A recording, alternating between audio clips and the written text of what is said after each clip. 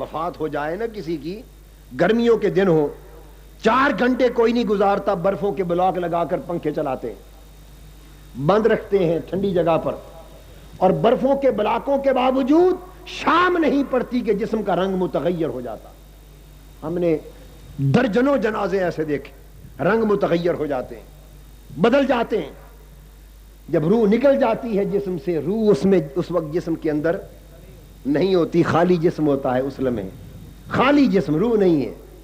تو وہ خالی جسم جس میں روح نہیں، جس میں زندگی نہیں، جس میں تحفظ کا سامان نہیں، وہ اس وقت وہ جسم نہیں بچ سکتا، دھوپ کے اثر سے وہ مرجھاتا ہے، اس کا رنگ روپ جاتا ہے، سیاہی آتی ہے، سرخی آتی ہے، رنگ بدل جاتا ہے، لوگ جلدی دفنانے کو دوڑتے ہیں۔ مگر 42 گھنٹے بغیر کسی مصنوعی ساز و سامان کے جسم رہے، اور 42 گھنٹے کے بعد بھی پھولوں سے بھی بڑھ کر تر و تازہ ہو، اور یوں ہی تر و تازہ ہو جیسے حیات ظاہری میں تھا۔ یہ علامت ہے اس بات کی کہ دنیا سے جانے والا کوئی مرد کامل۔ اب یہ بات سمجھانا اس لیے چاہتا ہوں کہ یہ جسم جو سلامت رہتا ہے اس کی وجہ کیا ہے کہ اولیاء اللہ کو اپنی ریاضات کے ساتھ انہیں وجود ثانی مل جاتا ہے۔ یہ وجود، جس وجود کے ساتھ ہم چلتے پھرتے ہیں، انہیں اپنی زندگی میں وجود ثانی مل جاتا ہے۔ اس وجود ثانی پر وہ عوارض بشریہ جو اللہ چاہتا ہے طاری ہوتی ہیں، اور وہ معاملات جو اللہ نہیں چاہتا وہ وجود اس سے مبرہ ہوتا ہے، وجود ثانی ملتا ہے۔ اس پر حضور سیدنا غوث العظم رضی اللہ تعالیٰ عنہ کی ایک بات عرض کرنا چاہتا ہوں، اور اس لیے کہ میں نے زندگی بھر دیکھا کہ حضور قدوۃ الاولیاء کو جتنی مسرت حضور غوث پاک کی تعریف پر ہوتی تھی کسی اور تذکرے پر نہ ہوتی۔ آپ کے اپنے والد گرامی کا ذکر کسی نے کم ہی سنا ہوگا، کبھی کوئی بات کسی نے پوچھی بیان فرما دی، نہ ان کے تذکرے پر وہ خوشی، نہ اپنے دادا جان کے تذکرے پر، کسی تذکرے پر نہیں۔ مگر جب حضور غوث پاک کا ذکر آتا، بڑی علالت، بڑی تکلیف کیوں نہ ہوتی، چہرہ کھل اٹھتا، ان کا ذکر سننے میں مزہ لیتے، بڑا کیف لیتے۔ تو میں اس حوالے سے انہی کے ذکر سے بات کو چلانا چاہتا ہوں۔ حضور سیدنا غوث العظم رضی اللہ تعالیٰ عنہ فرماتے ہیں، آپ نے 25 برس زندگی میں ریاضات کی اور مجاہدات کیے۔ کتنے برس؟ 25 برس کا زمانہ مسلسل ریاضتوں اور مجاہدوں کا۔ ان ریاضتوں اور مجاہدوں کے زمانے میں آپ فرماتے ہیں کہ میرے اوپر شیطان مختلف طریقوں سے حملے کرتا، بہکانے کے لیے، راہ حق سے ہٹانے کے لیے۔ ان حملوں کا ذکر فرماتے ہیں ایک بار خود، فرماتے ہیں کہ میری ریاضتوں اور مجاہدوں کے دور میں ایک بار میرے ارد گرد بہت سارے فریب کے جال بچھ گئے۔ میں نے دیکھا کہ بڑے جال بچھ گئے، فریب کے جال بچھ گئے، ایسا کہ وہ جال مجھے جکڑ لیں گے۔ میں نے توجہ کی اور دریافت کیا کہ یہ جال کیا ہیں، تو بتایا گیا کہ یہ دنیا کے فریب کے جال ہیں، اور یہ شیطان کے ہیلوں میں سے اور شیطان کے حملوں میں سے ایک ہیلا اور حملہ ہے۔ دنیا کے فریب کے جال ہیں، آپ کو پھسلانا چاہتے ہیں۔ فرماتے ہیں پھر میں نے عزم کیا اور 1 سال تک مسلسل دنیا کے فریبوں کے جال سے چھٹکارا پانے کرنے کے لیے خصوصی ریاضتیں اور مجاہدے کرتا رہا، اور 1 سال کی خصوصی ریاضتوں کے بعد اللہ پاک نے مجھے دنیا کے تمام فریبوں کے جالوں سے نجات عطا کر دی۔ دنیا اور اس کے فریب نیچے رہ گئے اور اللہ کے فضل سے میں آگے گزر گیا۔ فرماتے ہیں جب آگے گزرا تو پھر ارد گرد میرے جال بچھا دیے گئے۔ پھر میں نے جال دیکھے، میں متوجہ ہوا، پوچھا کہ یہ جال کیا ہیں، تو بتایا گیا کہ یہ مخلوق کے اسباب کے جال ہیں۔ یہ عالم خلق جس میں ہم رہتے ہیں یہ عالم اسباب ہے۔ انسان کو اسباب کی ضرورت ہوتی، بچوں کی ضرورت ہے، مال و اسباب کی ضرورت ہے، روزگار اور معاش کی ضرورت ہے، عزت کی ضرورت ہے، طاقت کی ضرورت ہے۔ الغرض یہ عالم خلق کے اندر اسباب کا ایک نظام ہے۔ فرمایا اس مخلوق کے اسباب کا جال وہ حملہ آور ہوا ہے تاکہ آپ کو اپنے مقام سے گرا کر پھسلا کر اس راہ سے ہٹا دے۔ فرماتے ہیں جب میں اس حقیقت سے آگاہ ہوا میں پھر متوجہ ہوا، میں نے ریاضتیں اور مجاہدے کی، 1 سال خصوصیت کے ساتھ مخلوق کے اسباب کے جالوں سے نجات پانے کے لیے ریاضتیں کی، اور اللہ کے فضل سے 1 سال کی ریاضتوں کے بعد مخلوق کے سارے اسباب اور ان کے جال نیچے رہ گئے اور میں انہیں چھوڑ کے آگے نکل گیا۔ فرماتے ہیں پھر جالوں نے آ گھیرا، تیسرا حملہ ہوا، پھر جال آئے، میں نے توجہ کی کہ اب یہ جال کیا ہے، تو بتایا گیا کہ یہ جال باطن اور قلب کے تعلقات اور خطرات کے جال ہیں۔ باطن کے مختلف تعلقات ہیں اور قلب کے مختلف وسوسے اور خطرات ہیں، اب وہ جال بن کر آئے ہیں۔ فرماتے ہیں میں پھر متوجہ ہوا، میں نے ریاضت کی، مجاہدہ کیا، اور پھر مسلسل 1 سال مجاہدے کی بٹی میں سے گزرا، حتیٰ کہ باطن کے تعلقات اور قلب کے وسوسوں اور خطروں کے جملہ جالوں کو نیچے چھوڑ کے آگے گزر گیا۔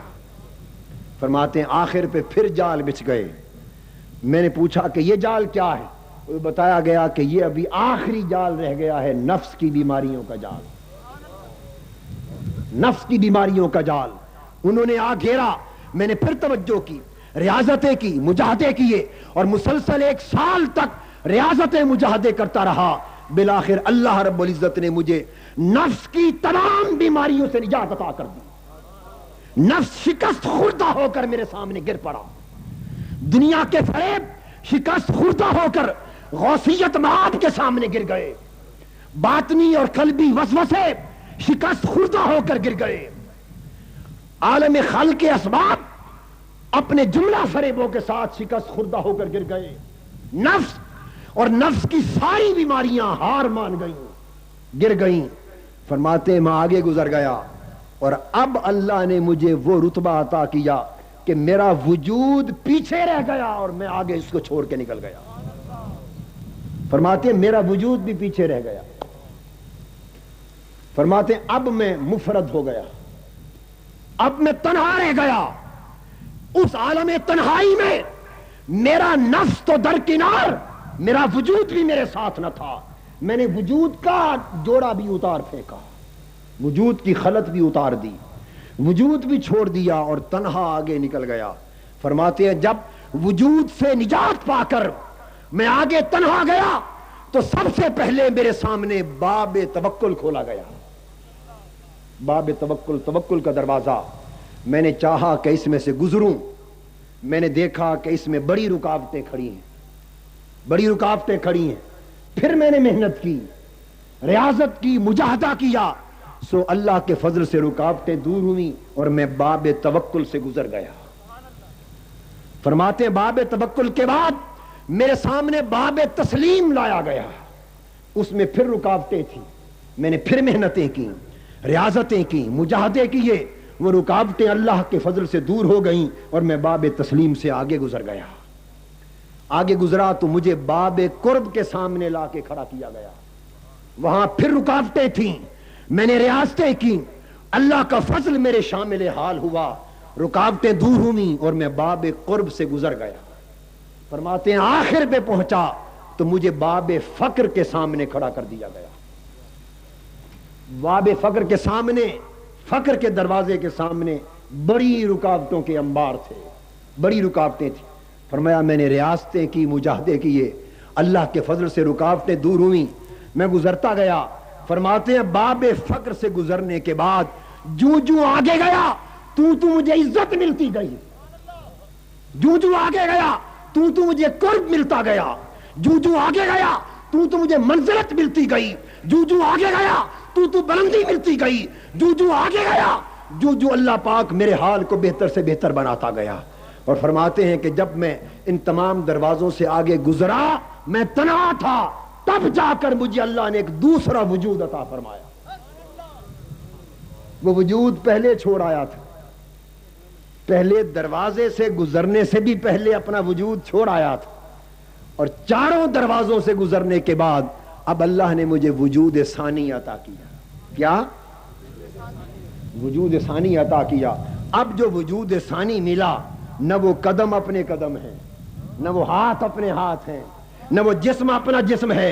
یہ وجہ ہے کہ جب سیدنا غوث اعظم رضی اللہ تعالیٰ عنہ کو وجود ثانی ملا، یہ اس کا فیض تھا کہ ان کے زائرین کی متواتراً شہادت ہے کہ کسی نے آپ کے جسم پاک پر سنت مصطفیٰ کی طرح مکھی کو بیٹھتے نہیں دیکھا۔ سیدنا غوث اعظم رضی اللہ، اور یا اللہ لکھتے ہیں کہ کوئی فرماتا میں 13 برس آپ کے پاس رہا، میں نے آپ کو ناک صاف کرتے نہیں دیکھا۔ کوئی کہتا ہے میں 20 برس آپ کے ساتھ رہا، میں نے آپ کو کھنگار نکالتے نہیں دیکھا۔ کوئی کہتا ہے مکھی کو بیٹھتے نہیں دیکھا۔ وجود ثانی ملا تو وہ دراصل وجود مصطفیٰ میں فنائیت کا وجود تھا، وجود مصطفیٰ میں فنائیت کا وجود تھا۔ تو جب وجود ثانی ملتا ہے تو عوارض بدل جاتے ہیں، صفات بدل جاتی۔ فرماتے ہیں کہ اس وقت جب وجود ثانی ملا تو جو بقایا چیزیں میری خصلتیں رہ گئی تھی وہ مٹا دی گئیں، میری باقی جو صفات رہ گئی تھی وہ مٹا دی گئیں، جو کچھ میرا رہ گیا تھا وہ مٹا دیا گیا، اور وجود ثانی کے ساتھ مجھے نئی خصلتیں ملی، نئی صفتیں ملی، نئے حال ملے، نئے کمالات ملے۔ اب سرکار غوث اعظم جب اس حال پر فائز ہوں تو قدمی ہاذہی علی رقبۃ کل ولی اللہ کیوں نہ فرمائے؟ اب ہر ولی اپنی گردن آپ کے سامنے کیوں نہ جھکائے؟ اب یہ کیوں نہ فرمائے کہ شرق سے غرب تک نظرت الی بلاد اللہ جمعا کخردلۃ علی حکم اتصالی، کہ میں نگاہ اٹھا کر جب پورے کائنات کو اور اطراف و اکناف عوالم کو دیکھتا ہوں تو ساری کائنات کو یوں دیکھتا ہوں جیسے ہتھیلی پر رائی کا دانہ رکھا ہو۔ وجود ثانی جو مل گیا، اب اس آنکھ میں وہ حد نہ رہی، وجود ثانی مل گیا۔ تو اولیاء اللہ کو اپنے اپنے مقام اور مرتبے کے مطابق وجود ثانی ملتا ہے، اپنے اپنے مقام و مرتبہ کے مطابق وجود ثانی ملتا ہے، اور یہ اس وجود ثانی کی برکت ہوتی ہے کہ 42 گھنٹے سخت گرمی میں گزر جائیں تو تب بھی وجود مرجھاتا نہیں۔ مرجھانے والا وجود یہ ہے، وہ وجود نہیں مرجھاتا، یہ وجود مرجھائے گا، وہ وجود وہ مرجھانے والے وجودوں سے آگے نکل جاتے۔